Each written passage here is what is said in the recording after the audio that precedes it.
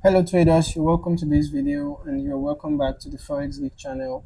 If you're here to sharpen your Forex trading skills and take your technical analysis to the next level, then you are in the right place, okay? So in this particular video, we are going to be looking at one of the most effective indicators out there. Now, it is important for you to note that this indicator doesn't guarantee profit, all right? It is not foolproof, okay? But it is one of the most commonly used indicators among traders, and it is none other than the relative strength index, okay, the RSI.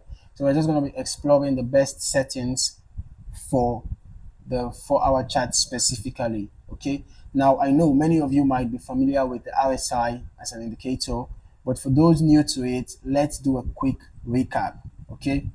So here is what the RSI looks like, the relative strength index. This is it, okay. So the RSI is it's a momentum oscillator, okay. The RSI is a momentum oscillator that helps us to see if a currency pair is overbought or oversold, okay. This is overbought territory, this is oversold territory, okay. It signals potential turning points in price movement. It's plotted on a scale from 0 to 100, as we can see, all right. In general, anything above 70 indicates an overbought condition, while anything below 30 indicates oversold, all right. But what we are focusing on in this video is not just any RSI setting, okay. The standard setting for RSI is typically 14 periods, as we can see. This is the default setting. The default setting is 14, right? Now, if you are trading on a 4-hour chart, slight adjustments can make a huge difference, okay. But why? Because every time frame responds differently to indicators. So we're just going to be going to the 4-hour chart, all right. For the 4-hour chart, tuning your RSI to the right settings can help you avoid false signals and improve your entry and exit points, okay. So now let us talk settings. When we trade on a 4-hour chart, we have different dynamics at play compared to shorter time frames, right? The 4-hour chart is generally more stable than lower time frames, which can be quite volatile. Now, because of this, a slight tweak to the RSI settings can make it more responsive without making it too sensitive to noise, all right? So now let us try the 10-period RSI settings, okay? So we can see how the 10-period RSI settings look like. There was a little bit of a difference, from between the 10 to the 14, between the 10 and the 14, right? You can see that the 10-period reacted to the the price changes even faster, right? This setting is slightly more sensitive, giving you quicker signals, okay. The 10-period RSI can be helpful if you want to catch shorter trend movements within a 4-hour chart, all right. Now, it's often favored by traders who prefer to make more frequent trades, but be careful. The downside of a shorter period setting is that it might produce more false signals, especially during low volatility periods, okay.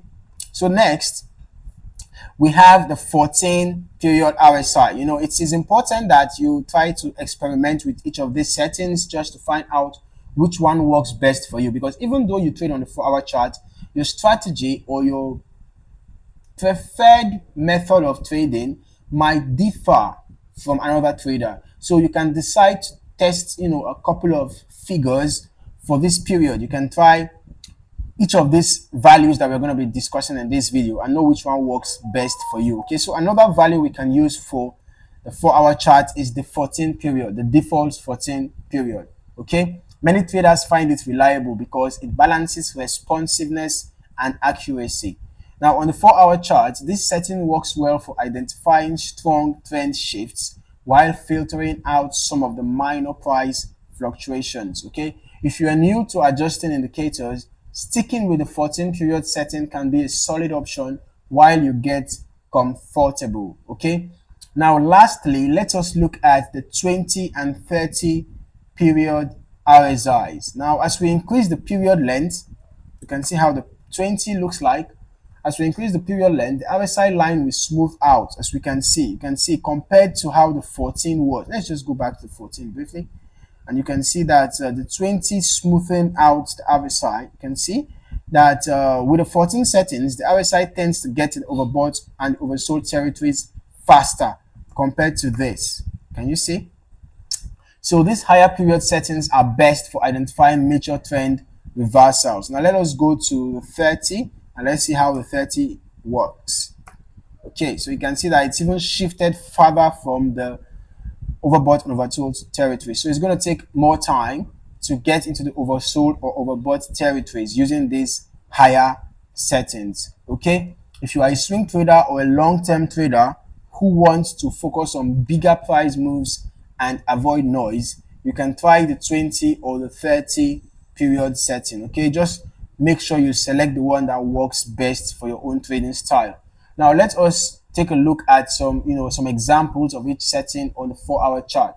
Now with the 10 period RSI, let's just go back to the 10 so that you can see how the 10 looks like. You notice how it responds quickly to each small dip, right? So you can see now that around here we had a little bit of a dip, right? We can see that the price dipped a little, and at that point of dipping, you can see that the 10 period RSI responded, right? You can see how it responded significantly as it was quite sharp. The drop was quite sharp, and as the bullish candlestick pattern appeared, bullish candle rather appeared, you can see a sharp upward move also. And then you see when we had this price begin to dip, you can see that the RSI responded quickly as well. So these 10 period settings responds fast to price changes. Okay, this setting tends to give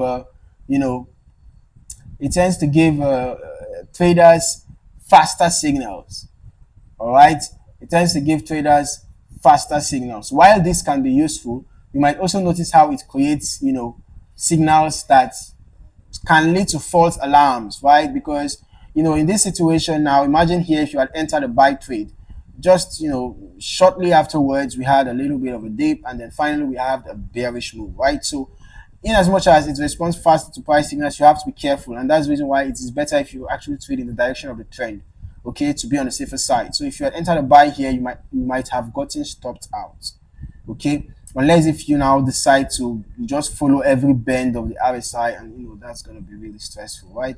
So if you had entered a buy here, you would have gotten stopped out, okay, unless if you had sold immediately when you had the price got. So in that case, you are probably just scalping. You're no longer swinging or day trading, because it's now as if you are just exiting your trades after every few hours, right? So if you want longer price movements, you want to capture longer price movements, then you can decide to use a higher value.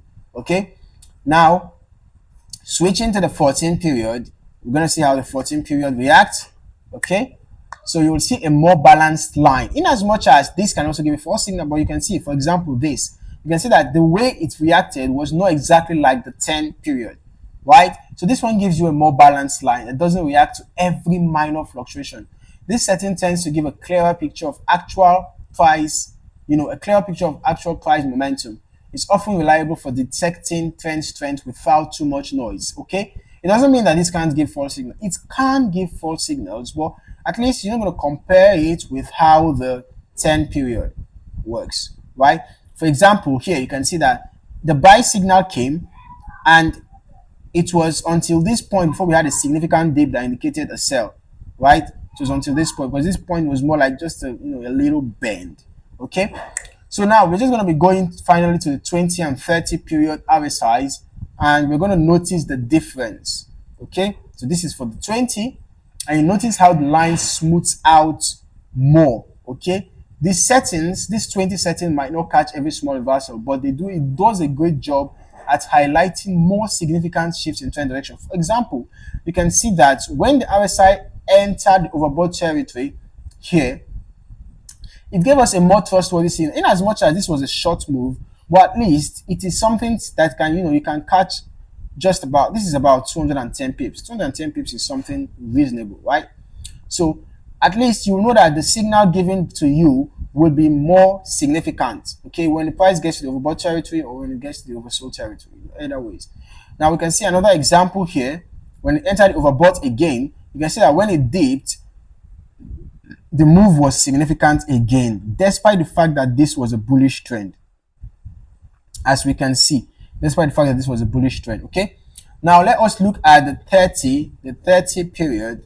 All right, and you can see that it even takes longer time to enter the overbought and oversold compared to the 20. So this is when you're looking for even more trustworthy signals. All right, when you're looking for more trustworthy signals, longer term signals, then you can use the 30 period RSI. So we have covered the different settings, but how do you interpret these signals? In general, on the 4-hour chart, an RSI level above 70 suggests that the asset is overbought, meaning it might be due for a downward correction. On the other hand, an RSI below 30 signals an oversold condition, which could mean a price bounce is likely.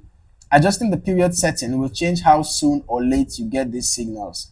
So when using the RSI on a 4-hour chart, you'll often see stronger signals compared to shorter time frames. For example, if the 20 period RSI crosses into the overbought area, it might be a reliable indication of a larger trend reversal than if you were using the same indicator on a 15-minute chart. Okay, so here are a couple of extra tips to help you make the most out of the RSI on the 4-hour chart. First, combine your RSI signals with support and resistance levels. Okay, it's important that you note support and resistance levels, including trend lines. Okay, because trend lines give us dynamic support and resistance levels, right? So you draw your trend lines, you map out your horizontal levels and combine the signals from the RSI with those levels. Okay, it's very important because these levels can give you potential entry and exit points, in addition to the signal given to you by the RSI. Okay, now secondly, consider using RSI in combination with other indicators. You can decide to add on moving averages, for example, or the MACD, whichever one you are more comfortable with. All right, so you can add on the RSI, for example, the moving average. For example, we got an RSI signal, buy sell signal around here, right?